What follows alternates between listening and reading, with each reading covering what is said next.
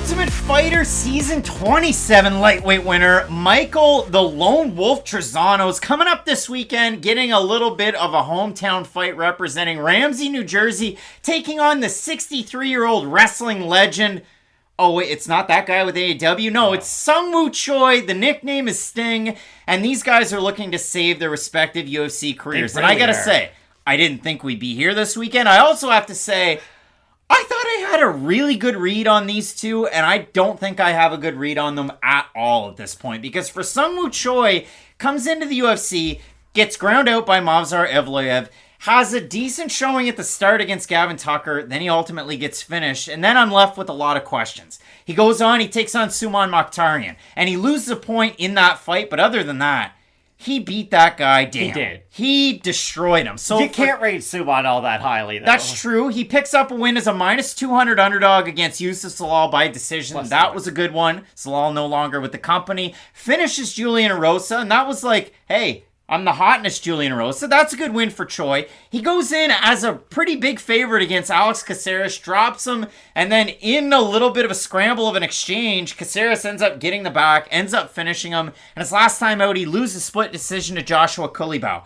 One of the judges in that fight, referee or judge Anthony Dimitru, scored round one for Choi, where he got dropped once, twice, and he still gave him the round, which is very puzzling. That's Dimitru's only odd score that he's ever had judging a UFC fight, so I'll let it slide. But for Choi, he did rally in that one, had a great third round. It was a fight of the night against Kulibau. Round one, round two, Kulibau for sure. But for me, I thought Choi was destined for the rankings on the run that he was on. Even in the fight against Alex Caceres, I was impressed at the start. I feel like there's two different kinds of a well-rounded fighter, though. You can be a well-rounded fighter who really stands out in every single area, or you could be a well-rounded fighter who you are okay in everything, but since you do struggle to be a real outlier in any singular area, it really does hold you back from reaching your full potential. And I am worried that Seungwoo Choi is slowly falling into that category, and not the one who is sort of the more refined fighter in all categories, because is he a good offensive wrestler? Yes, he is. Is he a good striker? Yeah, he throws kicks, he throws combinations,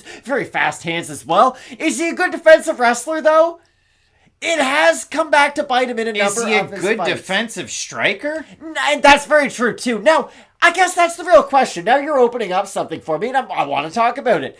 Do you think the issues he has defensively are both tied together? Do you think he does just get overwhelmed by one of the two, and then it sort of, it bleeds over into the other? He bites down on his mouthpiece, and he leads with his head in a lot of his exchanges. And that's the biggest trouble for Choi, and Daniel Cormier talked about it in the fight against Kulibau. It was, hey, he's closing his eyes as he goes to throw his punches, and when he's going in, he closes his eyes, and then he just leads with his head and wings a lot of shots, and it wins fights. I mean, he's a precise striker, he throws with a lot of power, but consider, forget about what Daniel Cormier had to say in that matchup. For Choi, in all of those exchanges where he's just biting down and throwing, in the majority of his fights, he's dropping guys, he's beating guys down, he's having a lot of success. Against Kulibau, who was switching stances and throwing from different angles, that's where Choi really, really struggled. Now, he showed that he had great perseverance. He got dropped. Again, they have one knockdown in the first round. They have one knockdown in the second round. He got knocked down to his knee and then popped back up. And then he got dropped right after it by Kulibau in the first round.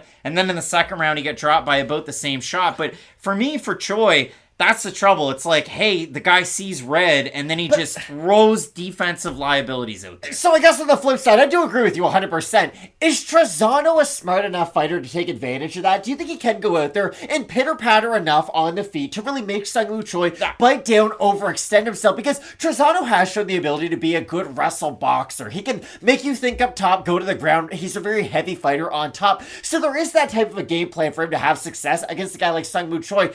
I just question whether or not Trizano is going to have that level of fight IQ to go in there, throw those strikes, and then duck under, because I can see Trizano have a little bit of success on the feet, and it's kind of like with Gary Trent Jr., you want to miss the first three-point shot. He's a good three-point shooter, but miss the first one, because I don't need you to have Dion Waiters' irrational confidence. For Mike Trizano, you know what I mean? It might be bad for him to have a little bit of success early on, especially on the feet, because that might force him to then become the more boxing-heavy version of himself, and that's the version that definitely allows Seungwoo Choi to beat him. Well, the weird thing for Trizano, he wins the Ultimate Fighter. Did you guys watch the season? I didn't watch that one. But when you do look at it for Trizano in the UFC, he's an underdog against Joe Giannetti. He wins that fight. He's an underdog against Luis Pena. Wins that fight. He's an underdog against Grant Dawson. Loses that fight. Underdog against Ludwig Klein. Beats him impressively. He's an underdog against Hakeem Dawodu. Loses that fight. Favorite for the first time in his UFC career. Minus 225 against Lucas Almeida. It's a fight of the night.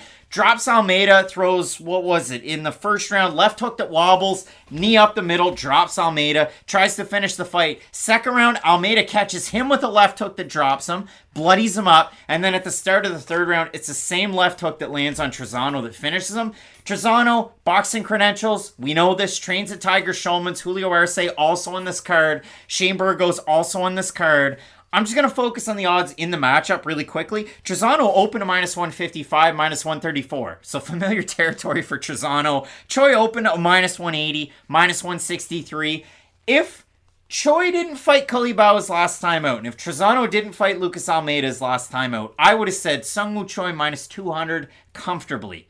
But now it's not so, and that's where the odds are. You have a look at the Tapology votes, Matt. Surprise to us as they are to you. Both guys on 2-fight losing streaks. I'm going to say it's relatively close, but I'll shade with the favorite here. I'm going to say over under 65% Choi. I think it'll be under. Think it's going to be under? It's way over. 910 total votes, 82% Choi, 68% by decision. For the 18% that have Trizano, 82% by decision. I started this video off, Matt, by saying I've had what I thought was a really good read on both of these guys to now I have a murky read on both of these guys. They're fighting for their jobs. Who do you have to win this fight? It's a difficult fight to predict. There's no way around it because I do think we laid out clear paths to victory for both guys. Again, Trizano can definitely use his offensive wrestling, disguise it with some of his strikes, and I think he can have a lot of success. I definitely think Seungwoo Choi is the better striker on the feet. Like, if this was a 15-minute striking only affair, I would favor Seungwoo Choi in that type of a matchup. But we fight in MMA. And I do think Mike Trizano, who I haven't had a great read on in the UFC up until this point. Again, I'm not a big the Ultimate Fighter fan. Again, Anthony Bennett was the last time a first overall pick just completely flopped in the NBA. For Mike Trizano, there's been a lot of Ultimate Fighter winners who have not gone on to have a lot of success, but it has been a little upsetting to see a guy who won the show not have the greatest level of success in the UFC. Like our guy Brad Katona. It's unfortunate. I look at this fight as Seungwoo Choi when he's at distance, when he can throw his kicks, when he can throw those nice shots. I mean, he's got such zip at the end of his punches, but I look at it for Trizano.